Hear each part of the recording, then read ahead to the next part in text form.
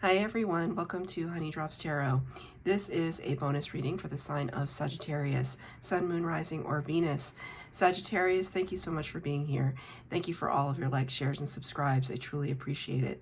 Just a quick note, please do not fall for any scammers.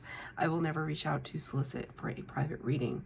I do offer private readings, and if you're interested in signing up for one of those or in making a donation, the information regarding that can be found in the About section of my YouTube page, and I thank you in advance. Sag, I hope that you're doing well. Today's reading is all about what your dreams are telling you. What your dreams are telling you. So I have 3 cards for your reading today. The first one is the Wild Unknown Archetypes deck. And then for your Oracle and Tarot spread, I'm going to be using the Oracle of Mystical Moments and the Tarot of Mystical Moments, both by Katrin Welt's sign. Cards have been pre-shuffled. This is for Sagittarius, please, Spirit. Angel Spirits, guides, what messages do you have for Sagittarius? Gnosis. Wow. Gnosis. Wow, this is beautiful. I don't know that I've ever gotten this in a reading for.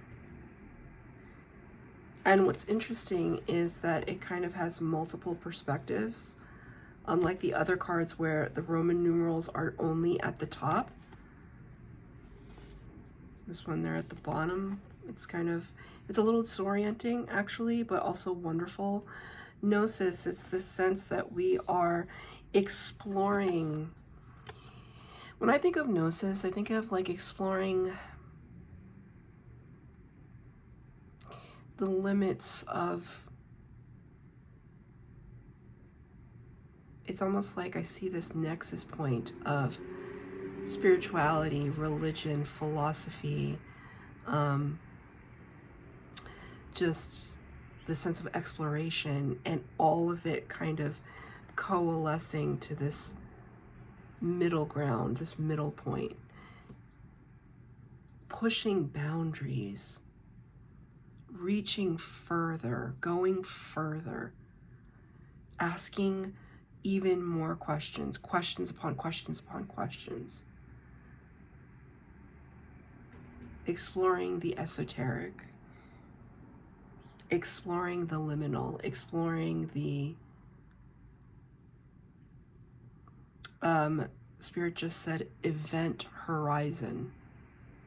You know what the event horizon is? It's like, this is how I understand it. I don't know if that's what it is, but this is what Spirit's giving me, which is like at the mouth of a black hole, where what we know as reality, which is a very loose term in these days, time and space, kind of at this event horizon where we're just about to enter into that black hole where everything is blown apart, and the concept, any of those concepts, they just don't exist in that space. So the event horizon is this precipice right before the breakthrough. And I feel as though there's something, well, first of all, I see this bird here. It's kind of like an evolutionary flight, and it's just about to break through, It's almost like we're caught in the gravity, and we're just about to break through into a world beyond what we've ever understood before. Very, very deep, very, you could be, Sagittarius is the sage, right? We could be exploring these arenas in shamanistic terms. If you are a shaman, or you have explored shamanism, if you've indulged in some kind of psychedelic or psychotropic substances, if you've just meditated to a point where you've had a Kundalini awakening, things like this, like things that are pushing the upper limits of the self and the ego, and just blowing them wide open to welcome this space of universal wisdom. Something like that. So I'm going to get 3 cards for the base spread from the Oracle deck, 3 cards for clarifier from the tarot. There's no particular spread. It's just the message that you need to hear right now.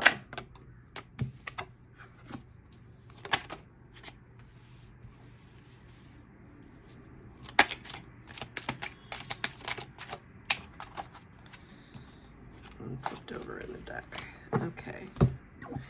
Now the tarot.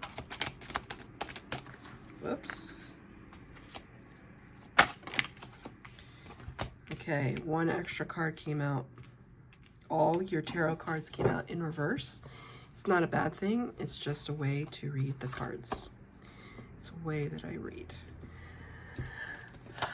We start with the adding to the overall energy, the Chariot in reverse, number 7 of the major arcana, Cancer energy. The Chariot usually represents fast action, victory, movement, travel, international travel, mastery over the light and the dark, the yin and the yang aspects of who we are. And it's so fascinating that in this particular tarot deck, usually the charioteer is very fast, but in this particular deck it's represented by a snail, which is notoriously slow. But it's like the snail has learned to adapt. It's learned to adapt. And because it's learned to adapt, it's gone through a growth process. It's gone through an up-leveling of sorts, right? But you got this card in reverse. So I'm going to show you the next card in a moment, but it talks about stagnation. It talks about, and this could be purely spiritual terms. There's a lot of cards here I feel as though the Sag that I'm talking to right now is going through the dark night of the soul. You're in your hermit mode. I don't even see the hermit here, but I feel it. You might be having sleepless nights because this reading is all about what your dreams are trying to tell you. So it's like, I'll give you, the reason why I'm doing this series of readings is because a week ago, I had a dream that I just haven't been able to shake. And I don't remember a lot of my dreams, but this one dream, it was like a hand or an entity was reaching through the darkness, and it wasn't really something that I was inviting. And when I woke up, my eyes were still closed, but when I woke up, I like retracted my hand. It's almost like I could feel that. Now, Spirit knows and protects me, but sometimes we open these doors. We have to be careful, right? Whenever we open a door, we have to be careful who and what we let in. And I was just like, nope, we're not entertaining that. I only work with the light, right? So when my eyes were still closed, I retracted my hand and I started praying, to Spirit, like, Spirit, I need you to protect me right now. And I started to see all of this code. When I tell you it was code, it looked like hieroglyphs or sigils or the Matrix. Like, I don't know what it was, and I can't shake it, but I was starting to see it in all these codes. And I just said to Spirit, help me. Let's make sense of this. Help me to make sense of this. And all the codes started to kind of morph and melt into one big kind of blob. And that blob just kind of went right. It just like went like this, and I opened my eyes. So, and I wasn't asleep when I could see these codes. I was fully awake. I could hear the fan in my room. I was awake. So it was kind of like I was in theta wave sleep. But like, it scared me, but also intrigued me. But I didn't sleep well. And so you could be going through this right now with your dream state, your theta wave state. Like, you're just, because you're trying to figure it all out. You're trying to make sense of it. You know that there's a greater intelligence to this. It's too precise. Something about what you're dreaming about is too particular. It's too precise. And you're just trying to negotiate your way around it, but you don't feel, see how kind of this shape and this shape echo each other? It's like you don't feel like you're really getting anywhere. And I can relate to that because that's how I feel about that dream. It's like, Spirit, why are you going to show me these codes if I can't decode them? And then I thought about it, and they kind of told me that it was like, it's like background programming. It's like there's background programming to all the computer systems that we use, right? And our brain is the ultimate supercomputer. There is no computer, even today, that works faster than the human mind. Isn't that insane? Isn't that insane to think about? In terms of all the neural networks and how we process things, there is nothing faster than the human mind. And yet, there still could be this background programming that we're having to tweak and fix and adapt to. And the first card that you get with the Oracle card is number 44, which is a master number. But 44 reduces to an 8, which is the Strength card. 8 is the number of the self, and the word is stranded. You see, so there's synchronicities here. We're stuck between worlds. We're neither here nor there. We're not sure which place is better. There's this sense in you that I feel like sometimes when you're in these modes of deep questioning, where you feel like, am I questioning too much? Can my brain handle it? I've just got to live my day to day, but you know, there could be things that you're reading that are really testing your limits. And that's a really scary place to be, because once you know something, you can't go back to unknow it. That seems really relevant for some reason. I also saw it in terms of a relationship. Once you know something about a person that is not so great, you can't unknow it. And you saying, oh, I wish I hadn't found that out, is kind of negligible. Because it would mean that you wish that you didn't have knowledge, and knowledge is power, right? So like, I'm just reminded of this, it's amazing to me that people broadcast videos of like when they find their partners cheating on them and stuff. It's like, why are you broadcasting that? You know, just put that person in. Maybe it's to embarrass their partner. I don't know. I mean, I can understand people who are grieving partners and whatever and saying like, my partner cheated on me, but here's my process that I'm trying to recover and heal and connect again. I can understand videos like that, but it's like, here's their text message and here's what and it's just like, why are you getting out of this, right? But people deal with things in different ways, and I just feel as though there's some piece of information, and this, I'm not saying that your partner's cheating on you, that was just an example. It's more about, there's something that you used to believe. Let's use a very a benign example, like Santa Claus. I had my boss has 2 kids, and her daughter the other day asked her if Santa Claus was real. She's 11, so kind of like at that place where we may or may not grow out of things like this. And she asked her mom if Santa Claus was real, my boss was like, I was like, what did you say? She's like, I tried to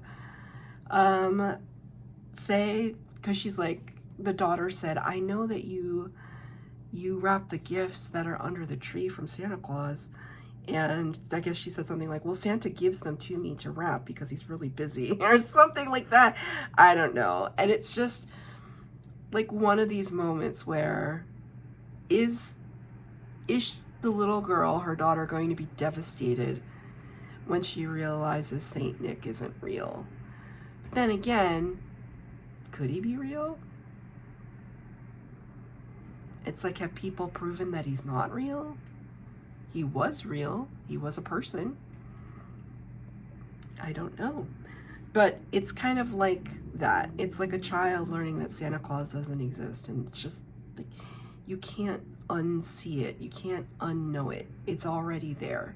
And it kind of devastates you because it takes away a little bit of your sense of magic and sense of wonder, defying reality in a way.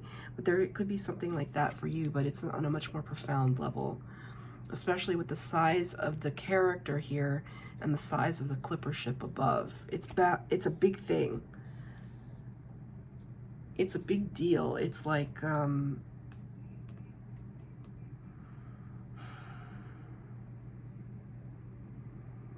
it's paradigm shifting. That's what Spirit just said. It's clarified by the Hierophant in reverse, number 5. Interesting. Of all the cards it could be, it had to be the Hierophant. Major Arcana representing Taurus energy. The Hierophant represents the spiritual concerns, the religious concerns, rules and regulations and standards and codes of conduct. It's about learning. It's about learning about life.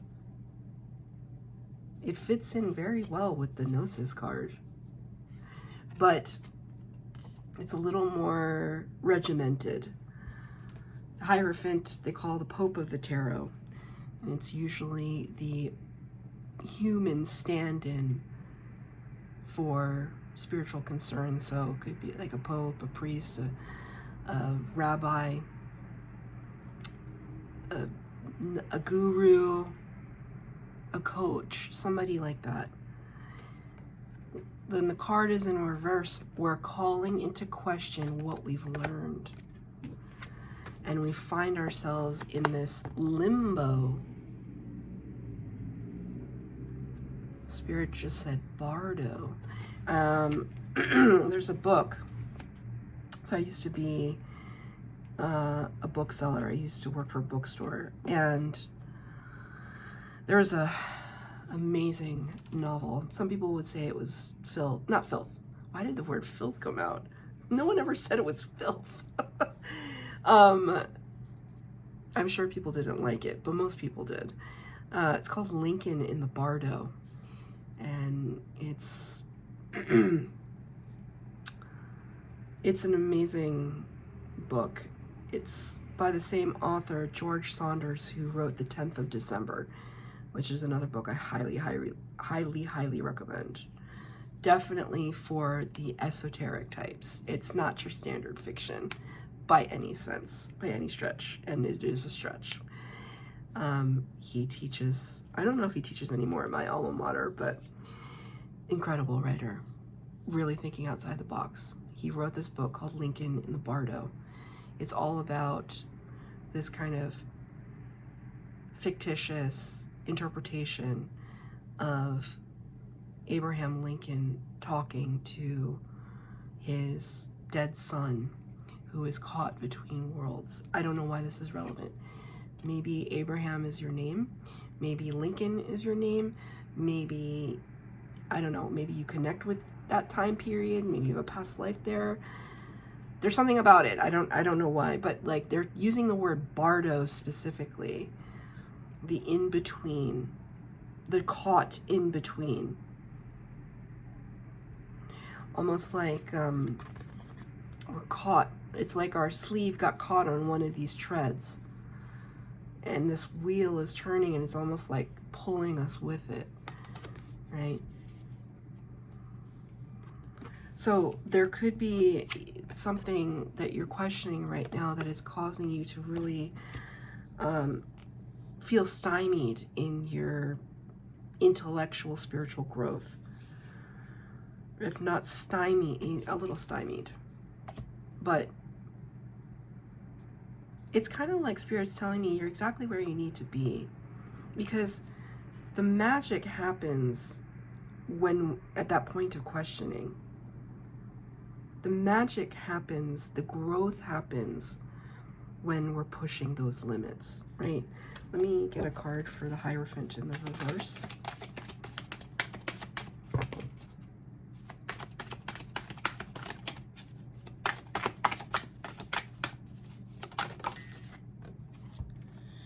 Two of Wands.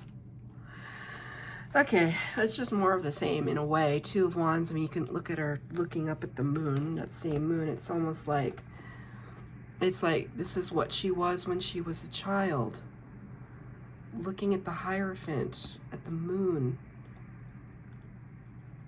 Isn't that interesting? Two of Wands talks about,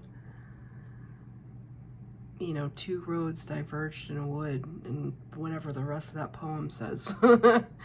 That we're faced with these directions. We could move this way, we could move that way.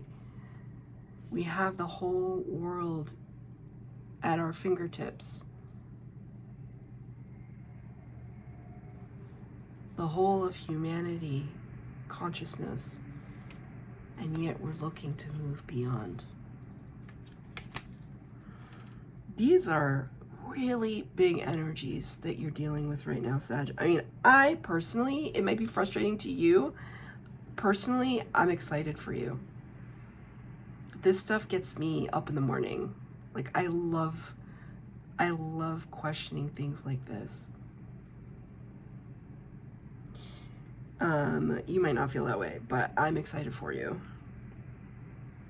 Just think about all the things you're gonna uncover. Number 47, which reduces to 11, a Justice card, my dear friend.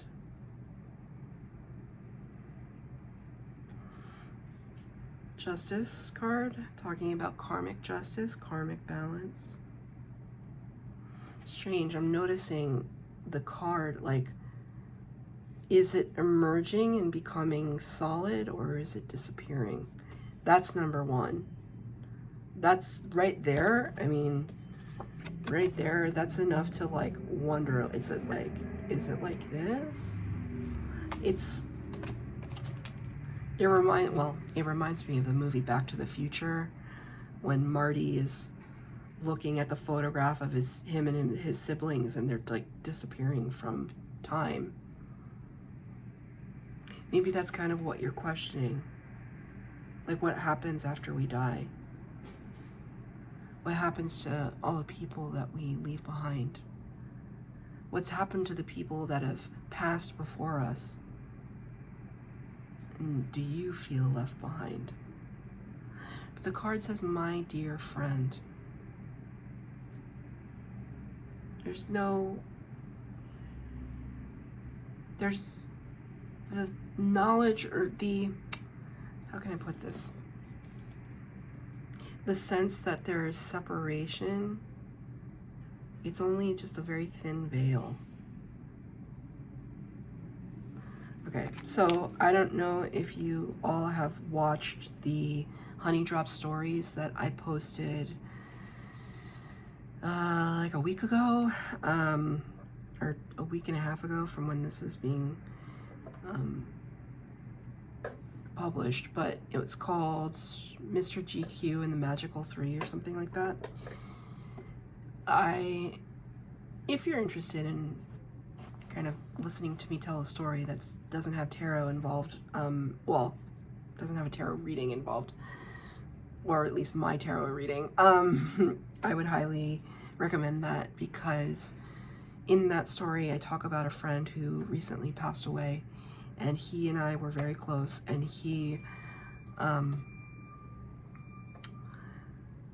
the first person that I've known personally since I had my spiritual awakening that has passed away. And he was somebody that I talked to about spiritual things. And when he passed away, I started to talk to him. It's almost like, it's like I have people on the other side, like my uncle, my grandparents, my ancestors, sure, ascended masters, my spirit guides, right? But like, this is a person that I knew in a different way, and that he would be the perfect person for me to talk to on the other side, to ask him to show me, is it all real? Is any of this, like, what is it? Like, what are we experiencing? What is life? All right. And if you listen to that story, he's shown me many, many things that I cannot explain other than he is showing them to me. They go beyond synchronicities. It's really proving to me that when our loved ones and the people that we know pass on, we're just transforming into another state of essence, another consciousness. But you could be questioning that right now. Thank you, Spirit. Thank you, Spirit. Things are going to become more clear, though, with the moon in reverse.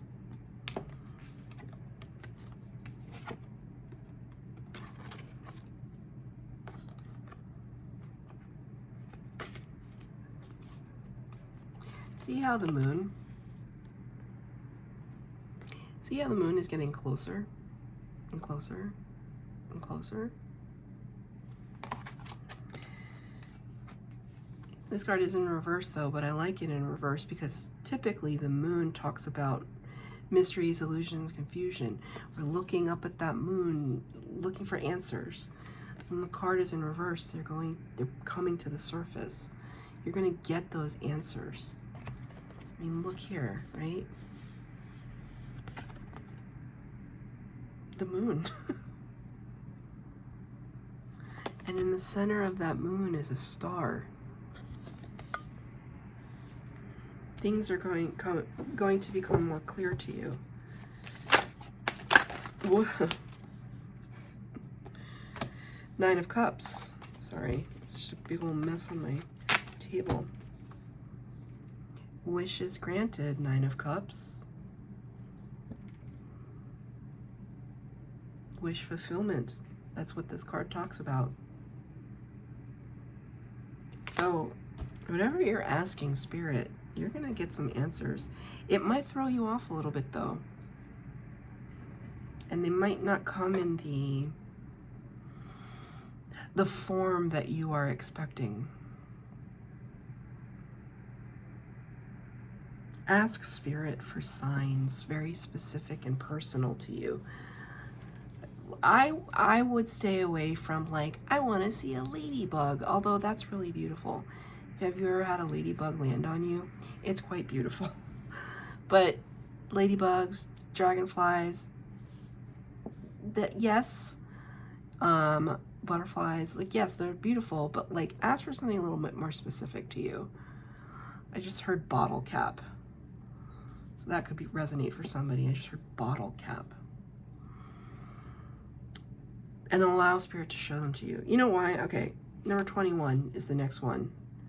And I looked at that crow. You know how crows, when they make friends with people, they bring them gifts? I just saw a crow giving somebody a bottle cap. Number 21, which represents the World card. Tiny triumphs, little victories. It's this sense that while progress may be slow, it's not nothing. It's just incremental. It's like my dream, right? Like, thank you, Spirit. It's like Spirit showing me all the background programming, but they're not quite giving me the code to decode it. Because maybe if I decoded it right now, like, my brain would melt. Because it's too much information. And so they're giving it to you in little regimented pieces so as to not completely overwhelm you, even though you may be overwhelmed. clarified by the Five of Swords in the reverse. Five of Swords can talk about winning at all costs, taking our piece of the pie and leaving everyone in the dust. I don't like the Five of Swords. It's that in between again, that bardo. When the Five of Swords is in reverse, it's like we're no longer, it's not about competition. It's not about, I've learned this esoteric teaching and so you have to learn it too. You have to believe what I believe. It's none of that. None of that. You're not trying to convince anybody of anything. You're just trying to come to your own conclusions. It's funny, just this morning, this is one of very rare mornings that I did not post a daily tarot card on my channels. Just because, like, I wanted a day off, you know? And, but a channeled message came through, actually another reader, but then it resonated with me. And that message was, comparison is the thief of joy. Comparison is the thief of joy. So whatever this process is, you're learning about the universe. It's not about seeing if other people agree. It's just about coming to terms with what you believe. So we're going to read from the book, Gnosis, LXX.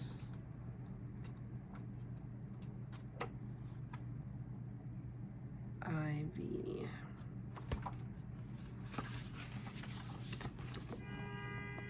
Thank you, Spirit. Gnosis. Innermost knowing and mystic truths. True knowledge is not found in facts and figures in scholarly books on library shelves.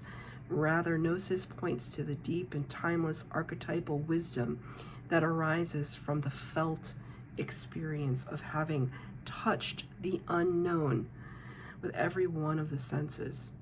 Those who are drawn to Gnosis find themselves in esoteric studies, likely involving mysticism, alchemy, healing, or perhaps science. Knowing is their calling. Not knowing is their job description.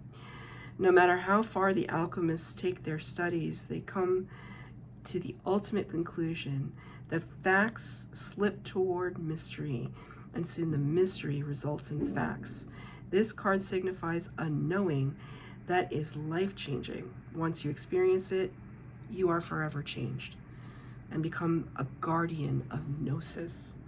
The eternal mystery is calling you. Study your passion in the deepest way available to you. This card relates to the riddle and the shapeshifter. All concern themselves with revealing mystical truths. Those who say they know, don't. Those who say they don't know, know. So that's your reading, Sag. I hope that it resonated. If it did, please like, share, subscribe, comment down below. Please hit the bell notification to be updated as to when I post new readings. Thank you, Sag.